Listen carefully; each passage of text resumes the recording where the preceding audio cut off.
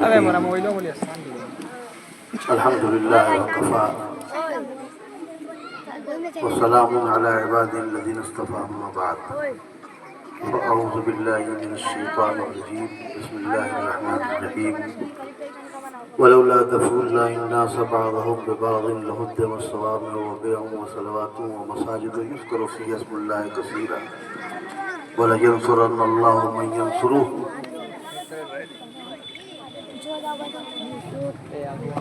ان اللہ علی نصرہم لقدیر صدق اللہ العظیم۔ صدر محترم اور تمام حضرات علماء کرام، ہمارے ڈاکٹر نیاز صاحب، معزز حاضرین اور عزیز طلباء، ماشاءاللہ بہت خوشی ہوئی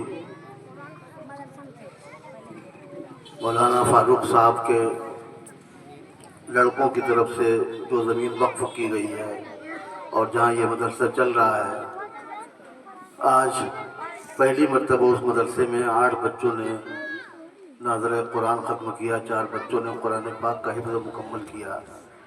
یہ مولانا فاروق صاحب کے لیے، ان کی اولاد کے لیے، ان کے گھر والوں کے لیے اور سب کے لیے بہترین صدقہ جاریہ ہے۔ مولانا انظر کمال جن کی محنت اور قد و کاوش سے یہ مدرسہ قائم ہوا ہے، اللہ تعالیٰ ان کی محنت بھی قبول فرمائے، ان کو بہترین بدلہ عطا فرمائے اور آگے اس مدرسے کے لیے ترقی کی راہیں ہموار فرمائے۔ ہمارے عزیز طلبہ نے آپ کے سامنے قرآن پاک کی آخری صورتیں پڑھ کے اپنے ناظرے کا اختتام کیا اور حفظ کا اختتام کیا۔ قرآن پاک ہم سب لوگوں کے دلوں میں ہے۔ ہر مسلمان کو قرآن پاک کی کچھ صورتیں اپنے دل میں ضرور محفوظ کرنا چاہیے۔ ہر آدمی حافظ تو نہیں ہو سکتا، لیکن قرآن پاک کی کچھ صورتیں ضرور اپنے دل میں محفوظ کرنا چاہیے۔ اللہ تعالیٰ کا یہ کلام کتنا عظیم ہے، اس کا اندازہ ہم نہیں لگا سکتے۔ 1400 سال سے زیادہ عرصہ ہو گیا اس کلام کو اتارے گئے، لیکن اللہ نے اس کی حفاظت کا ایسا انتظام کیا ہے کہ روز اخبار میں خبریں رہتی ہیں کہ 14 سال کے بچے نے 9 مہینے میں قرآن پاک حفظ کیا، 15 سال کے بچے نے 3 مہینے میں قرآن پاک حفظ کیا۔ اور ہم اپنی آنکھوں سے دیکھتے ہیں کہ ہر سال ہمارے اس چھوٹے سے شہر مئوناس بھنجن میں کئی 100 لڑکے اللہ تعالیٰ کی اس پاک کتاب کو اپنے سینے میں محفوظ کرتے ہیں۔ ذرا آپ غور کیجئے، دنیا میں 200 کروڑ عیسائی ہیں، لیکن ایک عیسائی آپ کو انجیل کا حافظ نہیں ملے گا۔ ایک عیسائی بھی دنیا میں انجیل کا حافظ نہیں ملے گا۔ اور 2-3 کروڑ یہودی بھی ہیں، 2 کروڑ کے آس پاس، بڑے چالاک ہیں، شاطر ہیں، علم کے میدان میں بڑا ان کا بول بالا ہے، مگر ایک یہودی ایسا نہیں ملے گا جس کو تورات زبانی یاد ہو۔ وید کی تو بات ہی چھوڑ دیجئے، وید ہمارے برادران وطن کی مقدس کتاب ہے، لیکن عام طور پر وہ وید نہ پڑھتے ہیں نہ اس کی باتیں لوگوں کو بتاتے ہیں، ورنہ وید کی باتیں اگر لوگوں کو بتائیں تو حقیقت واضح ہو جائے گی۔ وید پر جن لوگوں نے کام کیا ہے، کئی لوگوں نے اس کا ترجمہ لکھا ہے، اس کی تحقیقات کی ہیں، اس پر اپنا ریسرچ کیا ہے، انہوں نے صاف بتایا ہے کہ وید میں جو توحید ہے وہ بالکل ٹھیک سنسکرت زبان میں لا الہ الا اللہ کا ترجمہ ہے۔ جو عربی زبان میں لا الہ الا اللہ ہے، سب سے مضبوط کلمہ اور سب سے مضبوط بات کہ اللہ کے سوا کوئی عبادت کے لائق نہیں، وید میں جو کلمہ ہے وہ بالکل ٹھیک اسی کا ترجمہ ہے سنسکرت زبان میں۔ اور وید کی 1-2 نہیں بلکہ سینکڑوں باتیں ایسی ہیں جو قرآن پاک سے ملتی جلتی ہیں۔ جنت کی نعمتوں کا بیان، جہنم کے عذاب کا بیان، قرآن پاک کا بیان، یہ ساری باتیں وید میں ہیں۔ اور اسی طرح سے جو ہماری سورہ فاتحہ ہے، جس کو ہر مسلمان پڑھتا ہے نماز میں، اس کی جو 7 آیتیں ہیں وہ اس کا پورا معنی اور مفہوم وید کے اندر موجود ہے۔ مولانا خالد سیف اللہ رحمانی کی ایک کتاب آئی ہے حضور اکرم صلی اللہ علیہ وسلم کی سیرت پر. انہوں نے اس کتاب کے دیباچے میں لکھا ہے کہ وید میں 12 اسلوب ایسے ہیں جس میں رسول اللہ صلی اللہ علیہ وسلم کے بارے میں تذکرہ کیا گیا ہے. تو اس طرح سے اگر وید کی جو ان کی ہمارے برادران وطن کی مقدس کتاب ہے، سب سے زیادہ اسی کا وہ احترام کرتے ہیں. اگر وید کی باتیں عام ہوتی تو ہندو اور مسلمانوں کے درمیان جو ایک طرح سے اعتقاد کی دوری ہے بہت حد تک اس میں کمی ہو جاتی. تو یہ میں عرض کر رہا تھا کہ تورات اور انجیل کو ایک بڑی تعداد کے لوگ آسمانی کتاب مانتے ہیں، مگر اس کا ایک حافظ نہیں ملے گا. اور یہاں اللہ تعالیٰ کا فضل ہے کہ دنیا میں اگر 27 لاکھ مسجدیں ہیں تو 27 لاکھ مسجدوں سے زیادہ بڑی تعداد حفاظ کرام کی ہے جو رمضان میں کھڑے ہو کر محراب میں 30 پارہ قرآن پاک سناتے ہیں. 30 پارہ قرآن پاک کھڑے ہو کر کے محراب میں سناتے ہیں.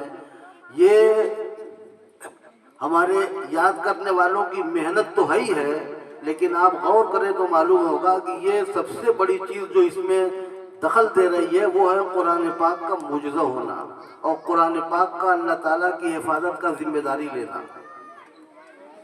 قرآن پاک اللہ کے رسول صلی اللہ علیہ وسلم کا معجزہ ہے. آپ کے جو کئی سو معجزات ہیں جن پر باقاعدہ کئی کتابیں لکھی ہیں محدثین نے، ان معجزات میں سب سے بڑا معجزہ ہے قرآن پاک.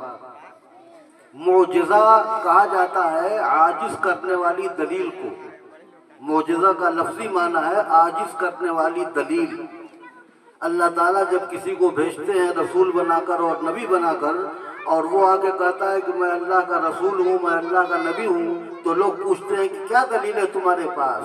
تو اللہ تعالیٰ ہر رسول اور ہر نبی کو اللہ نے معجزہ عطا کیا تاکہ وہ لوگوں کے سامنے ثابت کریں کہ دیکھو یہ دلیل ہے میرے اللہ کے رسول ہونے کی اور اللہ کا نبی ہونے کی. حضرت موسیٰ علیہ السلام بہت بڑے پیغمبر ہیں. حضرت موسیٰ علیہ السلام جب فرعون کے پاس گئے تو فرعون نے ان کو ختم کرنے کے لیے اور ان کی تحریک کو دبانے کے لیے بے شمار سازشیں کی، اپنی طاقت کا استعمال کیا، سب کچھ کیا. اور ہوتے ہوتے موسیٰ علیہ السلام اور حضرت ہارون علیہ السلام کو فرعون اور فرعون کے لوگوں نے جادوگر کہنا شروع کیا کہ تم لوگ یہ چاہتے ہو کہ اپنے جادو کے زور سے ہمارے ملک پر قبضہ کر لو. حضرت موسیٰ علیہ السلام نے کہا کہ میں جادوگر نہیں ہوں، میں تو اللہ کا رسول ہوں، جادوگر نہیں ہوں. فرعون سمجھ رہا تھا جادوگر، اس کی قوم کے لوگ جادوگر سمجھ رہے تھے. پھر مقابلہ طے ہوا اور دن طے ہوا جو فرعون کی پیدائش کا دن تھا، جس کو وہ لوگ فرعون کی سالگرہ منانے کے طور پر تہوار مناتے تھے. جس دن وہ دن طے ہوا، جگہ طے ہوئی، وقت طے ہوا کہ چاشت کے وقت میں یہاں لوگ آئیں اور پھر مقابلہ ہوگا حضرت موسیٰ اور جادوگروں کے درمیان. اور جیسا کہ آپ خوب جانتے ہیں، اس تفصیل میں نہیں جانا ہے کہ سینکڑوں جادوگر آئے اور پہلے فرعون سے انہوں نے وعدہ لیا کہ ہم غالب آ گئے تو کیا ملے گا. فرعون نے کہا کہ تم میرے انتہائی مقرب بنو گے، میں تم کو اپنا انتہائی مقرب بناؤں گا. جب وعدہ ہو گیا اور میدان میں آئے تو حضرت موسیٰ علیہ السلام نے کہا کہ بتاؤ اپنا کام تم پہلے دکھاؤ گے یا میں دکھاؤں گا. حضرت موسیٰ علیہ السلام نے کہا کہ تم پہلے دکھاؤ.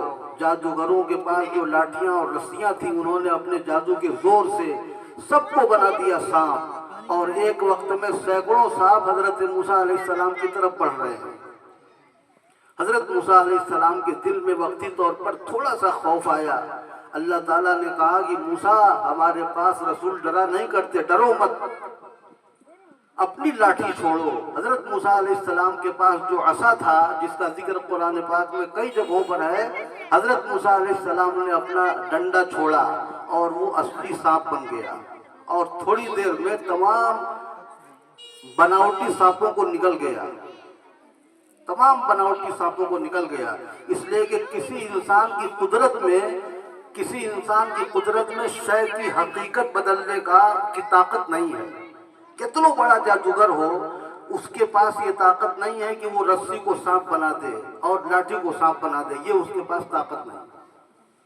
जादूगर सिर्फ आंखों पर जादू करता है कि देखने वाले को वो नजर आए जो वो जादूगर चाहता है। तो देखने वालों को नजर आ रहा था कि ये सांप हैं, हकीकत में वो रस्सियां थीं और वो उसी तरह से लाठी की लाठी थी। और मूसा अलैहिस्सलाम को अल्लाह ने अता किया था मोजिज़ा, वो असली सांप बन गया, अजदहा, और थोड़ी देर में सबको निगल लिया। बड़े बड़े जादूगर थे, अपने फन के माहिर।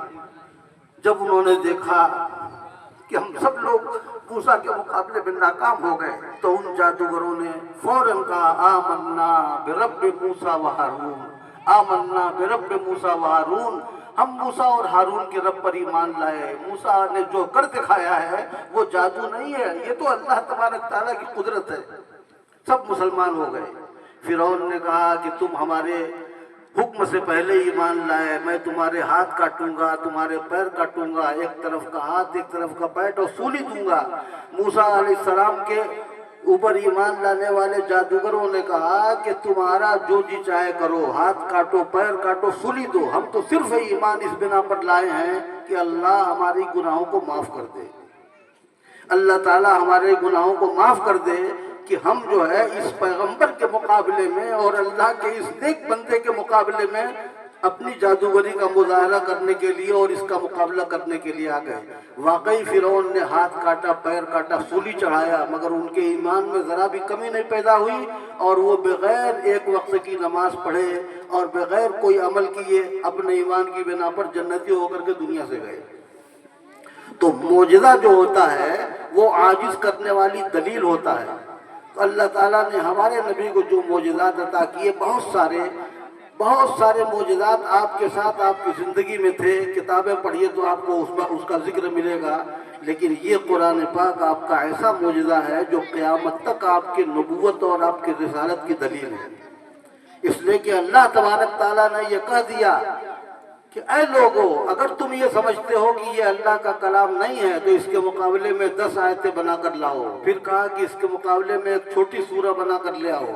उस जमाने से लेके आज तक 1400 साल से ऊपर का ज़माना हो रहा है। आप ये नहीं कह सकते कि कोई अरबी का शायर नहीं पैदा हुआ, कोई अरबी का अदीब नहीं पैदा हुआ, कोई अरबी ज़ुबान का माहिर नहीं पैदा हुआ। हज़ारों अरबी ज़ुबान के माहिर पैदा हुए, मुसलमानों के अलावा ईसाइयों में, यहूदियों में और उस ज़माने के मुशरिकीन में। मगर कुरान पाक के मुकाबले में एक छोटी सी सूरा जैसे कुल हुवल्लाह है, इन्ना आतैना है, वल असरे है, इस तरह की एक छोटी सी सूरा भी कोई बना करके पेश नहीं कर सका। तो ये अल्लाह तबारक ताला का अता किया हुआ वो मोजिज़ा है जो हमारे नबी सल्लल्लाहु अलैहि वसल्लम के मोजिज़ात में सबसे बड़ा है। और उसके मोजिज़ा होने की ही बिना पर अल्लाह तबारक ताला ने इसका लोगों को वादा किया है कि हम जो है इस किताब के उतारने वाले हैं और हम ही इसकी हिफाजत करने वाले हैं। इन्ना नहनु नज़्ज़लना ज़िक्र व इन्ना लहू लहाफ़िज़ून, हमने ये कुरान उतारा है और हम ही इसकी हिफाजत करने वाले हैं। अल्लाह ताला ने हिफाजत की जिम्मेदारी ली है, इस बिना पर इसको याद करना आसान कर दिया। वरना 30 पारा याद करना और खड़े होकर के मेहराब में सुनाना ये बड़ा मुश्किल काम था, लेकिन अल्लाह के आसान करने की वजह से याद करना भी आसान है और सुनना भी आसान है, और हम इसका रोज़ मुशाहिदा करते हैं। अगर किसी गैर मुस्लिम से आप कहिए कि ये हमारी इतनी मोटी किताब है और हमारे लड़के इसको याद करके खड़े होकर सुनाते हैं, तो 1000 में से शायद कोई एक हो जो ताज्जुब न करे। सब ताज्जुब करेंगे, ये हो नहीं सकता, ये हो नहीं सकता, ये हो नहीं सकता। लेकिन हम देख रहे हैं कि रोज़ हो रहा है, याद भी होता है, सुनाने वाले सुनाते भी हैं। तो मेरे बुजुर्गों और हमारे दोस्तों, दीनी भाइयों, अल्लाह तबारक ताला ने ये किताब हमें अता की है।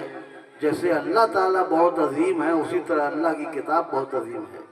अल्लाह ताला की अजमत को इस तरह आप समझिए कि अल्लाह तबारक ताला को सबसे ज़्यादा पहचानने वाले हैं अंबिया और रसूल। इंसानों में जो मारिफत अल्लाह ताला ने अपने नबियों और रसूलों को अता की वो किसी को नहीं अता की। और फिर नबियों और रसूलों में सबसे ज़्यादा मारिफत अल्लाह ताला ने प्यारे नबी मोहम्मद रसूलुल्लाह सल्लल्लाहु अलैहि वसल्लम को अता की। आपको अल्लाह ने मिराज में बुलाया, 7वां आसमान की सैर कराई, जन्नत दिखाई, जहन्नम दिखाई, अल्लाह ताला से आपकी बात हुई और फिर आपके ऊपर अल्लाह ताला ने ये आखिरी किताब उतारी। तो जो अल्लाह तबारक ताला ने मारिफत आपको अता की वो किसी को अता नहीं की। اور آپ کا حال یہ ہے کہ آپ یہ کہہ رہے ہیں اللہ کے بارے میں، کہہ دیجیے کہ ابھی بات کریں گے، اللہ کے نبی صلی اللہ علیہ وسلم اللہ تعالیٰ کے بارے میں کہہ رہے ہیں کہ اللہم لا نحصی ثناء علیک انت کما اثنیت علی نفسک، اللہم لا نحصی ثناء علیک انت کما اثنیت علی نفسک۔ سب سے زیادہ اللہ کے مقرب اور سب سے زیادہ اللہ کو پہچاننے والا نبی، آخری نبی یہ کہہ رہا ہے اے اللہ آپ جیسے ہیں اور آپ کی جو شان ہے، آپ کی شان کے مطابق میں آپ کی حمد و ثنا اور آپ کی تعریف نہیں کر سکتا۔ اللہ کے نبی صلی اللہ علیہ وسلم نے عاجزی ظاہر کر دیا اور کہا کہ اے اللہ آپ تو ویسے ہیں جیسے آپ خود اپنے بارے میں بیان کریں، اپنے بارے میں آپ جو بیان کرتے ہیں وہی آپ کی شایان شان ہے، ہم آپ کی شان کے مطابق آپ کی حمد و ثنا نہیں کر سکتے۔ چنانچہ اللہ تعالیٰ نے ہم کو سکھایا کہ ہم کو ہماری تعریف کرو، سبحان اللہ و بحمدہ، سبحان اللہ رب العظیم کہہ کر ہماری تعریف کرو، الحمدللہ رب العالمین کہہ کر ہماری تعریف کرو، الرحمن الرحیم کہہ کر اللہ نے جس طرح ہم کو سکھایا ہے ان الفاظ کے ساتھ ہم اللہ کی بڑائی بیان کرتے ہیں۔